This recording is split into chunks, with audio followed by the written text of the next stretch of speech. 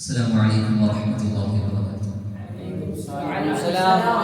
الحمد لله الذي أضاء الجنة بنور الإسلام وجمع فيها المساجد والمعابد وعمها بجمال الإسلام، والصلاة والسلام على رسوله الكريم وعلى آله وصحبه أجمعين، ما بعد. قال الله تعالى: من قتل مؤمنا بغير نفس وفساد في الأرض فكأنما قتل الناس جميعا ومن أحياها فكأنما أحيا الناس جميعا. صدق الله العلي العظيم. محترم ججز، پیارے اساتذہ اور میرے پیارے دوستوں، کیا تم نے کبھی سوچا ہے کہ آج ہم یہاں اس جگہ میں بیٹھے آزاد ہوا سانس لے رہے ہیں؟ اس کی وجہ کیا ہے؟ اس کی وجہ کیا ہے؟ یہ وجہ ہے ہماری بہادر مسلمان دادا دادیوں کی قربانیاں۔ اللہ تعالیٰ قرآن نے فرمایا: من قتل مؤمنا بغير نفس وفساد في الأرض فكأنما قتل الناس جميعا ومن أحياها فكأنما أحيا الناس جميعا۔ جو شخص کسی ایسی جان کو قتل کرے جس نے قتل نہ کیا ہو اور نہیں اس نے زمین پر فساد برپا کیا ہو، تو اس نے تمام انسانوں کو قتل کر ڈالا۔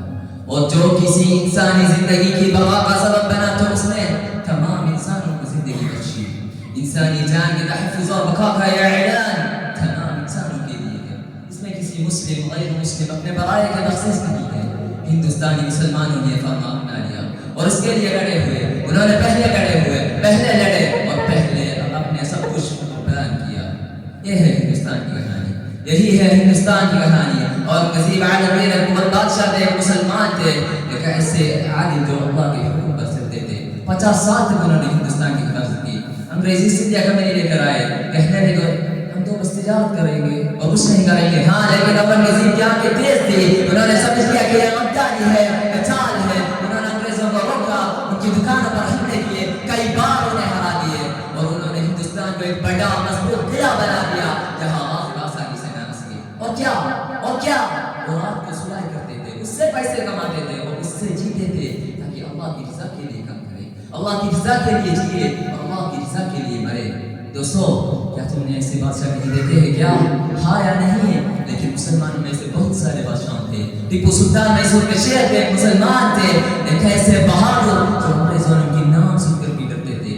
200 سال پہلے انگریز جہازوں پر سوار ہو کر آئے، سب لوگ ڈر گئے، کہنے لگے چلو ان کی بات مان لیتے ہیں، ان کی یہیں پر چلتے ہیں۔ لیکن ٹیپو سلطان نے کہا نہیں، یہ ہمارا ہندوستان ہے، ہماری مٹی ہے۔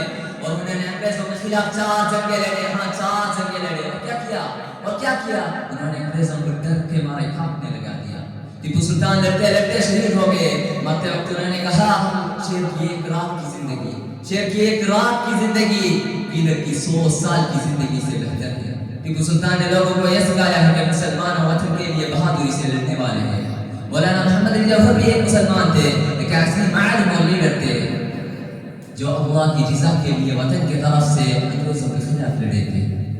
جب مولانا نے راؤنڈ ٹیبل کانفرنس کے لیے انگریزوں کی بادشاہ جارج کے سامنے لندن گئے، تو وہاں انہوں نے کہا ہے مسٹر جارج، اگر آپ نے مجھ سے میرے دین کے بارے میں پوچھے تو پہلی دوسرے آخری بار میں کہتا ہوں میں ایک ہندوستانی